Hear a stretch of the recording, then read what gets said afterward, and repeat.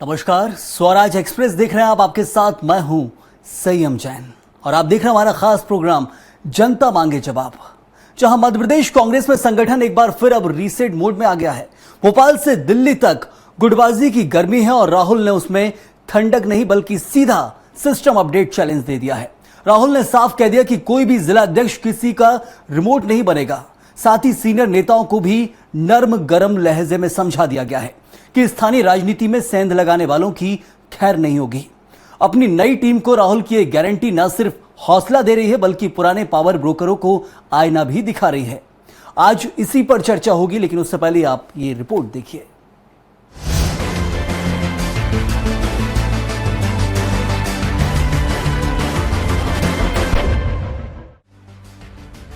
कांग्रेस के fire brand नेता राहुल गांधी ने मध्य प्रदेश के नवनिर्वाचित कांग्रेस जिला अध्यक्षों को किसी का रिमोट न बनने की सलाह दी है।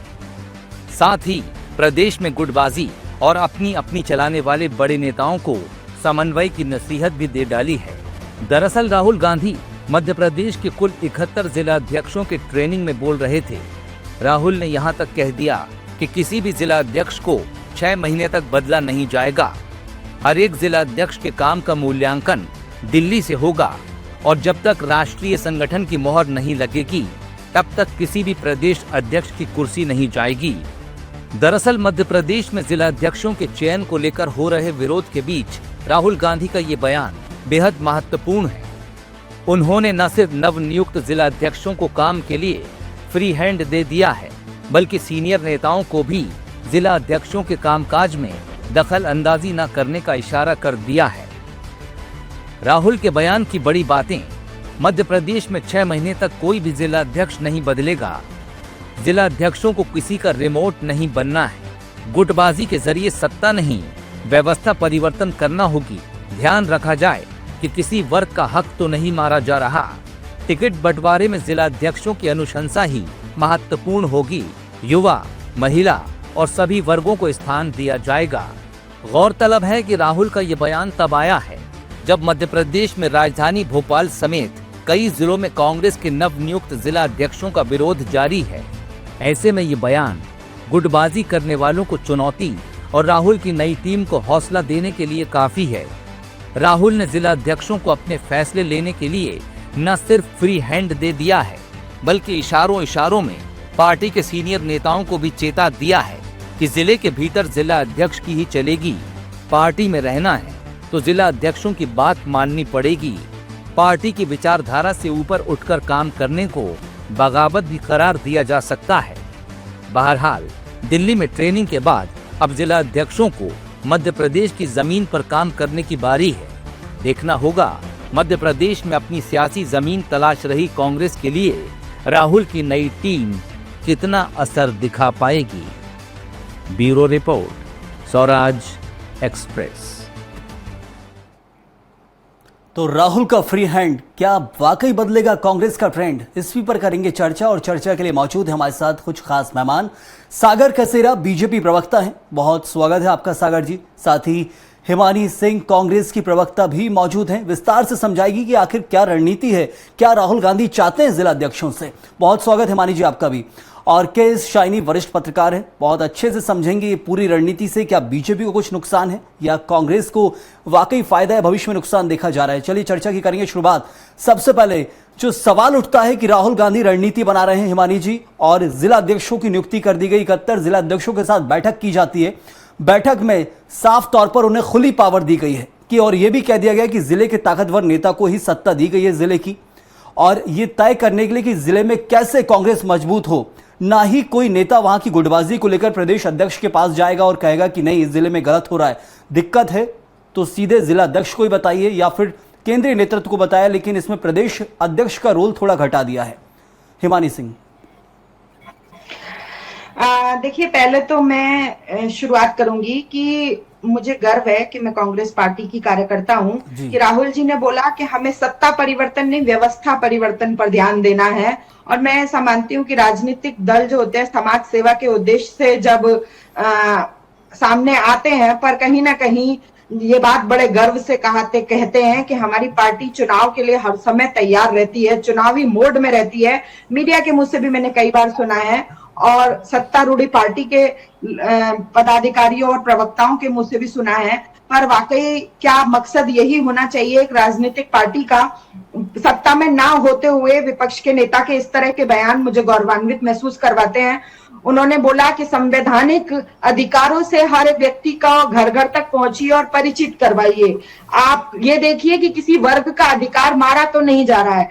तो मुझे बहुत गर्व है अपने नेता पर, अपनी पार्टी पर, कि हम लोग इस तरह की सोच रखते हैं कि सत्ता में ना होते हुए भी लक्ष्य सत्ता प्राप्ति नहीं है, जनता का भला हो, संवैधानिक तरीके से सब चीजें बढ़े। अब आते हैं जिलाध्यक्षों की बात पर। तो पावर्स किसी के कम नहीं किए गए हैं। कई ऐसे जिलाध्यक्ष उन 70 लोगों में शामिल थे जिनसे मेरी बात भी हुई है, जिन्होंने अपने भाषण के दौरान कहा कि अगर संगठन सृजन जैसा कोई अभियान न चलाया जाता तो हम जैसे कार्यकर्ता कभी जिलाध्यक्ष बनने के बारे में और आपके सामने यहाँ बैठकर ट्रेनिंग लेने के बारे में सोच भी नहीं सकते थे। तो कांग्रेस के जमीनी कार्यकर्ता को मजबूती देने का काम किया गया है और एक सिस्टम बनाने का प्रयास किया गया है। किसी की पावर्स कम नहीं की गई हैं, बल्कि जो सिस्टम था उसको मजबूत करने का प्रयास किया गया है और हर एक कार्यकर्ता के अंदर ये आशा जगाई है कि अगर वो मेहनत से काम करेगा तो उसके पास भी ये सब पावर्स हो सकते हैं और वो भी जिलाध्यक्ष बन सकता है। तो जिलाध्यक्ष सेवा भाव से बनाया गया। आपने शुरुआती जो की थी मानी जी की सेवा भाव, सामाजिक जो कहा गया कि मूल्यों को मजबूत करना है, संविधान की रक्षा और घर घर तक पहुंचाना है। बात कि कभी भी किसी विशेष वर्ग का या किसी भी वर्ग का हक तो नहीं मारा जा रहा है, इस पर कांग्रेस को ध्यान रखना है। तो क्या जमीनी मुद्दों का कांग्रेस उठाने वाली, चाहे विधानसभा और लोकसभा हो, उसी से मजबूती हासिल करने की क्या कोशिश है? देखिए, सबसे जमीनी मुद्दा यही होता है कि अगर किसी भी वर्ग, महिला हो, किसान हो, दलित हो, शोषित हो, पीड़ित हो, तो अगर उसका हक मारा जा रहा है और कांग्रेस का कार्यकर्ता, कांग्रेस का पदाधिकारी, कांग्रेस का जिलाध्यक्ष वहां पर खड़ा है, तो ये एक कहीं ना कहीं सत्तारूढ़ पार्टी को चैलेंज करने जैसी बात है। और 2028 के लक्ष्य को प्राप्त करने के लिए यही जमीनी काम और सत्ता जहां पर लोगों को उनके अधिकारों से वंचित कर रही है, उन पर अत्याचार कर रही है, उनकी बात नहीं सुन रही है, सिर्फ वहां खड़े हो जाए हम, तो हम 28 का लक्ष्य पार कर लेंगे। इस वक्त जो लक्ष्य तय किए गए हैं और जो बातें की जा रही हैं राहुल गांधी की तरफ से भी और केंद्रीय नेतृत्व की तरफ से, वो साफ ये झलकाती हैं कि जमीन से ही शुरुआत होती है और जमीन पर आना पड़ता है। कांग्रेस को अब 20 साल से ज्यादा का समय लग गया, फिर जमीन की ओर रुख किया है, लेकिन कितना लाभदायक होगा वो नतीजे बताएंगे। लेकिन फिलहाल चर्चा में आगे बात करेंगे। सागर जी, अब लग रहा है कि जो आप नेतृत्व कर रहे हैं नरेंद्र मोदी देश के अंदर, आपका लोकसभा का चुनाव हो तो नरेंद्र मोदी, प्रदेश का चुनाव हो तो नरेंद्र मोदी, नगर निगम का चुनाव हो तो नरेंद्र मोदी का पोस्टर होता है। मुद्दों से भटक गई थी बीजेपी। क्या कांग्रेस की रणनीति बीजेपी को पीछे धकेल सकती है? जी बिल्कुल भी नहीं।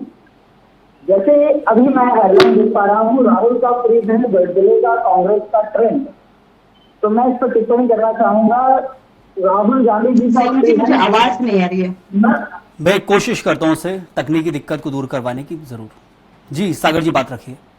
जी, राहुल गांधी जी के फ्री हैंड ने न तो बदला है कांग्रेस का ट्रेंड, न बदलेगा कांग्रेस का ट्रेंड, और वही होगा इनका भविष्य जैसा इनका वर्तमान। अब वर्तमान कैसा है?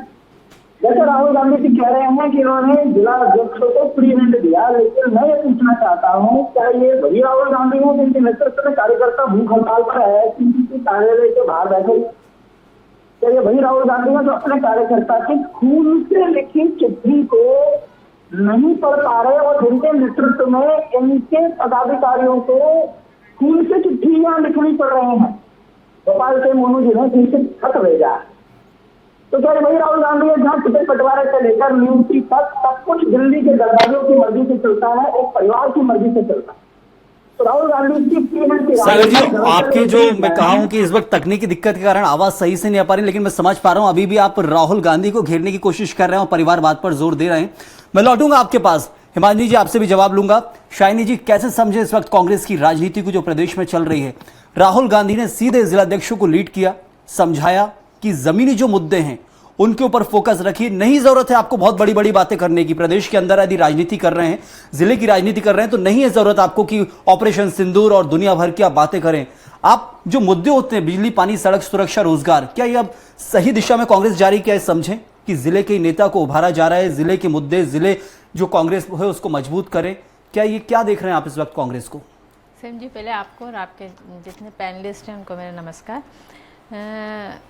जी, जैसे अभी राहुल गांधी जी ने जो भी ये निर्णय लिया है, तो मेरे ख्याल से तो बहुत प्रोग्रेसिव और आइडियलिस्टिक एक मॉडल है, लेकिन ये धरातल पे कितना सही उतरेगा, क्योंकि राजनीति होती है। आप एक आइडियलिस्टिक व्यू लेके राजनीति करना थोड़ा मुश्किल हो जाता है, कम से कम हमारे देश में। तो आप देखिए, अगर आप सरपास करें, बाईपास करेंगे प्रदेश अध्यक्ष को और डायरेक्ट आप सेंटर को रिपोर्ट करने की बात कह रहे हैं, तो कहीं ना कहीं ये आपस में एक तरह से समन्वय बिताना मुश्किल हो जाएगा। और वहाँ पे एक इनफाइटिंग जो होती है कांग्रेस में, जो पहले से हैं, वो कहीं ना कहीं जिला लेवल पे अब जो भी रहेंगे, वो प्रदेश के जो हायर लीडर्स हैं, जो बड़े लीडर्स हैं, उनको इग्नोर करना शुरू कर देंगे। और आपको लगता है कि क्या ये पॉसिबल है कि इस तरह से राजनीति चल सकती है कांग्रेस की? तो मुझे लगता है कहीं ना कहीं बहुत प्रोग्रेसिव और आइडियलिस्टिक एक व्यू है, और उसको अगर निश्चित तौर पे कांग्रेस को एक रिवाइव करने की ज़रूरत है, मध्य प्रदेश में स्पेशली। और ये एक तरह का एक ट्रायल हो सकता है, पर ये देखना पड़ेगा कि आगे किस तरह से लाभ देता है। लेकिन ये ज़रूर है कि अगर आप डिस्ट्रिक्ट लेवल पे हर मुद्दों को जो है, प्रदेश का जो है, गांव-गांव में जो लोगों की समस्याएं हैं, उसको समझ के उसको हल करने की कोशिश करेंगे, तो निश्चित तौर पे कांग्रेस को इसका लाभ मिलेगा। जरूर। तो एक तरह से कोशिश जो की जा रही है रिवाइवल की, और उसके लिए जिला अध्यक्षों से अब सीधी चर्चा होगी। तो जो गुटबाजी की बात करते थे हिमानी जी की, गुटबाजी है प्रदेश के अंदर। कांग्रेस में 3 गुट दिखते थे, दिग्विजय गुट हो, कमलनाथ गुट हो, और सिंधिया भी एक समय में होते थे, लेकिन अब तो नहीं है। लेकिन अब जो कहा जाता है फिर से कांग्रेस के जो आरोप लगते हैं बीजेपी के कांग्रेस के ऊपर, अभी भी दिग्विजय और सिंधिया एक्टिव रहेंगे कहीं ना कहीं। दूसरी तरफ तो जीतू पटवारी भी को एक बड़ा पदभार मिला है, तो जीतू पटवारी एक गुट एक्टिव कर दिया जाएगा। क्या ये सब अब खत्म होते नजर आएंगे? देखिए, आपको संगठन सृजन के बाद ऐसा कोई गुटबाजी कहीं दिखाई नहीं दी। नहीं, गुटबाजी निकल कर तो आई है मानी जी, उसे नकारा नहीं जा सकता है। वो अलग बात है कि कंट्रोल की नई पॉलिसी कांग्रेस अपना रही है। गुटबाजी बराबर निकल कर आई है। खून से यदि पत्र लिख रहे हैं, कलम के बाद अब खून का उपयोग करना पड़ रहा है, तो गुटबाजी नहीं। संयम जी, मैं एक चीज बोलना चाहती हूँ कि ये कहीं गुटबाजी नहीं है। आप ही बताइए कि एक पैनल बनता है, उसमें 5-6 लोग दावेदार होते हैं, और उनमें से कोई एक बनता है, तो कुछ लोगों की नाराजगी कोई ऐसी नई चीज नहीं है जो कभी भी सामने नहीं आती। एक प्रतिस्पर्धा थी और उसमें कोई नहीं आ पाया, लेकिन गुटबाजी कैसे सामने आई? कौन से गुट का ऐसे आपको प्रतिनिधित्व दिखा, या कौन से गुट का ऐसा विरोध दिखा कि उन्होंने कोई ऐसी बयानबाजी की? नाराजगी थोड़ी सी मैं उसको अस्वीकार नहीं करूंगी। देखने मिलेगी, क्योंकि प्रदेश स्तर पर तो सबको शांत कर दिया गया है। कमलनाथ दिग्विजय बिल्कुल हस्तक्षेप करेंगे नहीं, अब साफ दिख रहा है। बिल्कुल भी नहीं। आपको ध्यान आकर्षित करूंगी जब शाइनी जी कुछ सवाल करना चाहते हैं। हिमानी जी, शाइनी जी कुछ कह रही हैं। जी शाइनी। जीतू पटवारी जी ने अभी कुछ महीने पहले स्टेज से ये बोला था कि जो नेता हैं, बड़े नेता हैं, उनके आपस में जो भी डिफरेंसेस है उसको खत्म करना चाहिए, ताकि प्रदेश में कांग्रेस को एक तरह से बल मिले। तो ये आपके अंदर इनफाइटिंग है, इस चीज का एक बहुत बड़ा इसका प्रूफ है ये। आपने शाइनी जी बहुत सम्मान के साथ जवाब दे रही हूँ, मैं देना चाहती हूँ कि ये पुरानी बात थी, और जीतू पटवारी जी ने जिस आक्षेप में उसमें बात की थी, मैं वहां उपस्थित थी, और ये पुरानी बात हो गई। अगर हम आज के संगठन सृजन की बात कर रहे हैं, तो जो चीजें दिखाई दे रही हैं उससे कहीं कोई गुटबाजी दिखाई नहीं दे रही है। सभी लोग संगठन सृजन के और उसके बाद जो चीजें निकल के आ रही है उन सबसे बहुत संतुष्ट है, और सबका एक ही मकसद है कि जिस उद्देश्य के साथ हमने संगठन सृजन शुरू किया है, उसी को आगे बढ़ते हुए हम अपने संगठन को बहुत मजबूत करेंगे, और तब हम 2028 के लक्ष्य की तरफ आगे बढ़ते जाएंगे। सकारात्मक सोच के साथ कांग्रेस बढ़ने की। सागर जी ने एक बात कही थी, संयम जी, कि कुछ कार्यकर्ता भूख हड़ताल पर बैठे थे। क्या वो सागर जी ने ही भेजे थे? क्योंकि मेरी जानकारी में भूख हड़ताल जैसी कोई बात नहीं है। हड़ताल हो, भूख हड़ताल हो, इतनी देर के लिए बैठे, भूखे ही बैठे, खाते हुए तो कोई प्रदर्शन नहीं करेगा। कोई जासूस था सागर जी का, या कोई खुद का? चलिए उन्हीं से जवाब लेते हैं। सागर जी से बिल्कुल जवाब लेंगे। सागर जी, या फिर ये झूठ बोलने की परंपरा ऊपर से लेके नीचे तक कायम है? सागर जी, जवाब इस बात का भी दीजिएगा जो शायद वो माफ कीजिएगा हिमानी जी उठा रही हैं। और इसके अलावा मेरा ये सवाल है कि अब लग रहा है कि आखिर नरेंद्र मोदी के नाम से प्रचार करके जो बीजेपी प्रदेश और देश में मजबूत हो रही है, उसमें अब कहीं कोई कमी आएगी? क्योंकि 2024 के नतीजे बेहतर बताते हैं कि हाँ, नरेंद्र मोदी का जो फैक्टर रहता था उसमें कुछ कमी तो आई है। 400 पार से 300 पार नहीं हुए, वो उसको कभी भूला नहीं जा सकता है। तो इसके जरिए दूसरी तरफ कांग्रेस मजबूत हो रही है। सबसे पहले मैं आपको बताऊं, नरेंद्र मोदी जी हमारे नेता हैं और इसमें कोई दो राय नहीं है कि वो भारतीय जनता पार्टी के ही नहीं बल्कि आज पूरे देश के 140 करोड़ देशवासियों के हृदय में बसने वाले नेता हैं। और उनसे बड़ा आज भी देश में कोई नाम नहीं है और न उनकी लोकप्रियता में किसी प्रकार की कोई कमी है। तो 2028 के अंदर आप बिल्कुल संकोच करना आज की डेट में कि कांग्रेस उभर कर लौटेगी, जहां उनके सृजन की चर्चा चल रही है वहां पूरी तरह से विसर्जन हो चुका है। अब जहां पर ये बात है कि हड़ताल भूख हड़ताल थी या हड़ताल थी, तो ये तो शायद आपको अपने कार्यकर्ताओं के वीडियो को खुद सुनने की आवश्यकता है। मैंने नोटिस किया है कि कांग्रेस दुनिया की बातें समझेगी लेकिन अपने घर में अपने कार्यकर्ताओं की बात को सुनना समझना वो बिल्कुल पसंद नहीं करते। आप अपने कार्यकर्ताओं को इस तरह से अवॉइड कर रहे हैं और कहते हैं कांग्रेस में सृजन हो रहा है। सृजन तो क्या आपके कार्यकर्ता खुद बोल रहे हैं सृजन हो रहा है?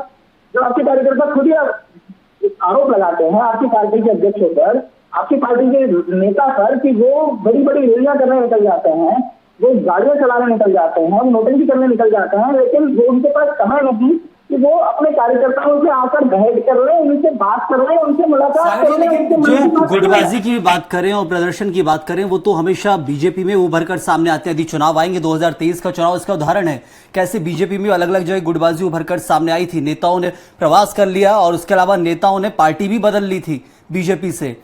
नरोत्तम मिश्रा हार गए, बीजेपी के अंदर गुटबाजी थी, दतिया में बिल्कुल साफ था, कांग्रेस में नेता गए, अपना वोट बैंक लेके गए। तो कुछ नुकसान तो बीजेपी को भी होता रहा है गुटबाजी से। गुटबाजी भारतीय जनता पार्टी का हिस्सा कभी नहीं। मैं थोड़ा और ऐड कर दूं तो शायद सागर जी को आसानी हो जवाब देने में। मैं यहाँ पर ऐड कर देता हूँ, उसके बाद फिर आप जवाब दे दीजिएगा। हिमानी जी, मैंने आपको बहुत विस्तार से सुना और बहुत संतोष से सुना, मैं आपके बीच में भी नहीं चला, तो मैं इसलिए इस बात पर ऐड करना चाहता हूँ कि आज ही आपके दोनों मुख्यमंत्रियों के ट्वीट के विवाद पूरे प्रदेश के अंदर जहां पर वायरल है। तो गुटबाजी में कांग्रेस का तो बड़ा लंबा चौड़ा इतिहास रहा है। गुटबाजी और नेपोटिज्म ये दोनों ऐसे गंभीर विषय हैं जहां पर कांग्रेस की पार्टी ऊपर से लेकर नीचे तक भरी पड़ी और इसके अलावा इनकी कांग्रेस में कुछ दिखा नहीं। आपके कार्यकर्ता जब सड़कों पर हैं, हंगामा कर रहे हैं, आंदोलन करने की आवश्यकता उनको पड़ती है और फिर भी आप ये बड़े गर्व से बोल पाते हैं कि आप उस पार्टी के सदस्य हैं, तो ये बहुत हास्यास्पद विषय है। आपको स्वयं ही विवेचना करनी चाहिए। हम इस पर और क्या कहें कि जिस पार्टी में जिसके नेता माननीय राहुल गांधी हैं, जिनको खुद को आज तक कभी समझ में नहीं आया कि उनके बयान से वो सब यूटर्न हो जाते हैं, और अभी जब उन्होंने कहा कि 6 महीने का हमने फ्री हैंड दिया, तो फ्री हैंड शायद मुझे लगता है उनके अपने व्यक्तिगत जरूर सागर जी अपने व्यक्तिगत कांग्रेस की वो कितनी कारगर है वो देखना जरूर है। शाइनी जी से मेरा एक सवाल है। शाइनी जी, जो कहा जा रहा है कि गुटबाजी का इतिहास कांग्रेस का रहा है, सागर जी कह रहे हैं इतिहास रहा है, लेकिन वर्तमान की स्थिति लग रहा है कुछ बदलेगी अब इससे, जो निर्णय कांग्रेस ले रही है। संयम जी, नीयत अच्छी है, अब इससे कितना फ़र्क पड़ेगा ये तो वक्त ही बताएगा। लेकिन कांग्रेस के अंदर जितना हम अगर पास से देखते आ रहे हैं, तो मध्य प्रदेश में जो है कई दिग्गज नेता लोग हैं यहाँ पे और हर नेता के अपना एक फॉलोअर्स हैं।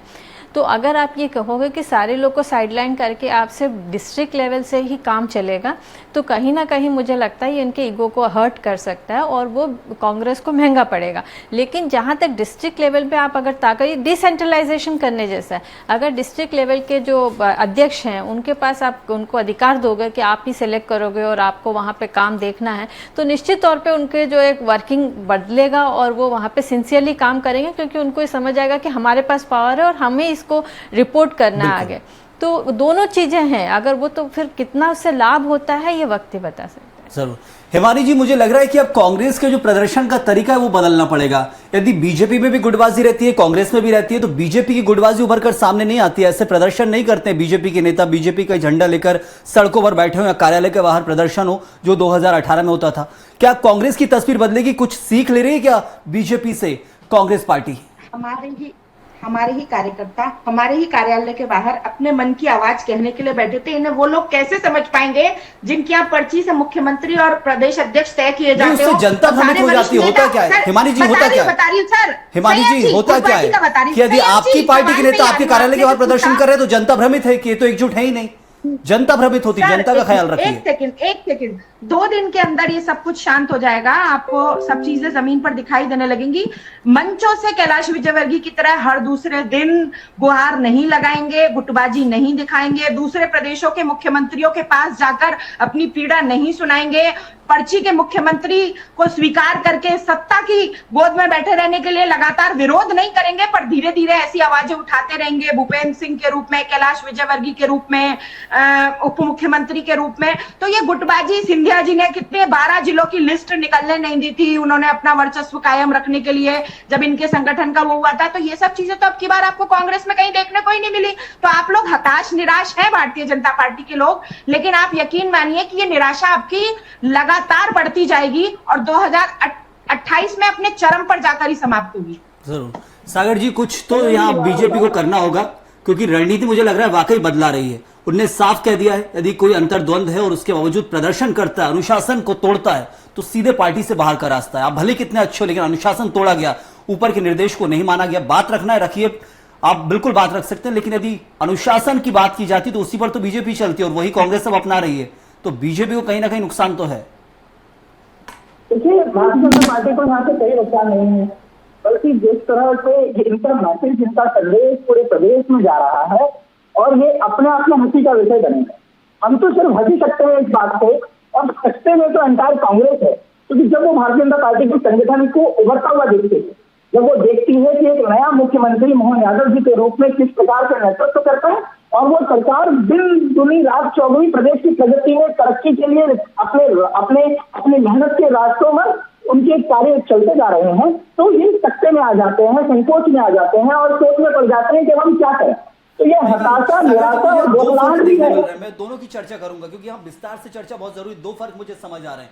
बीजेपी और कांग्रेस अब दोनों में केंद्रीय नेतृत्व डील कर रहा है, राहुल गांधी और नरेंद्र मोदी है, अमित शाह, जो भी आप समझ लीजिए। दूसरी चीज, यदि मुख्यमंत्री बनेंगे तो ऊपर पर्ची आती है, ये कहा जा रहा है मंत्रिमंडल कौन सा होगा, फिर दिल्ली जाएंगे मुख्यमंत्री, विभाग कौन सा देना है, फिर दिल्ली जाएंगे मुख्यमंत्री।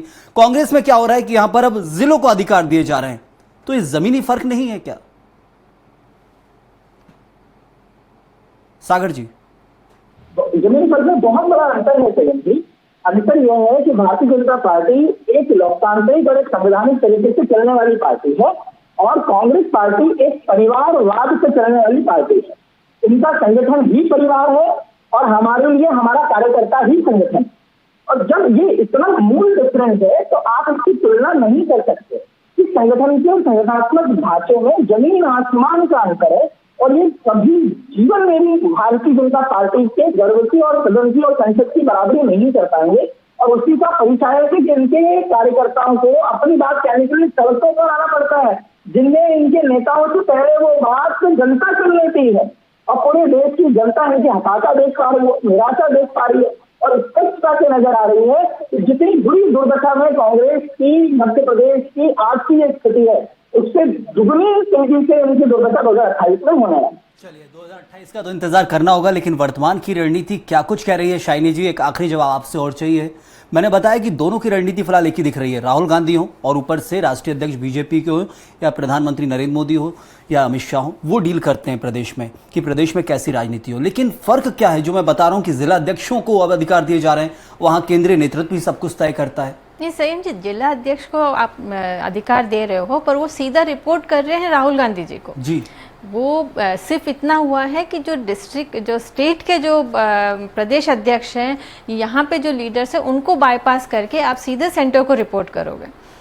तो एक तरह से जो गुटबाजी है उसको कम करने की कोशिश, ये उद्देश्य रहा होगा, क्योंकि हर बार ये होता है कि यहाँ पे प्रदेश से जो रहते हैं जो लीडर्स, वो अपना राजनीति और वो डिस्ट्रिक्ट लेवल पे जो बेसिक जो परेशानियां हैं वो उनके तक उनको खबर नहीं रहती है, और वो अपने तरीके से डील करते हैं, और कहीं ना कहीं वो जुड़ते नहीं हैं वहाँ के लोगों से। तो आप डिस्ट्रिक्ट अध्यक्ष को अगर ये पावर दे देते हो, तो वहाँ से जो लोकल लेवल के जो लोग हैं उनसे वो जुड़ाव होगा, और वहाँ पे वो वर्कर्स को खड़ा कर पाएंगे, ये उद्देश्य है उसका। पर ये उद्देश्य धरातल पे कितना उतरेगा ये देखना अभी तो सोच तो सकारात्मक ही दिख रही है फिलहाल, लेकिन धरातल पर कितना उतरेगा आगे आने वाला समय बताएगा। ना सिर्फ 2028 बल्कि 25 के बाद 26, 27 में क्या कुछ कांग्रेस हासिल करती है प्रदेश के अंदर, कितना नेतृत्व मजबूत होता है कांग्रेस का प्रदेश में और जिले लेवल पर, उसका इंतजार करना होगा। लेकिन इस खास चर्चा में फिलहाल के लिए इतना ही। बहुत शुक्रिया अदा करूंगा आपका सागर जी, आपका भी शुक्रिया। शाइनी जी आपका भी बहुत बहुत धन्यवाद जुड़ने के लिए, और साथ ही हिमानी सिंह जी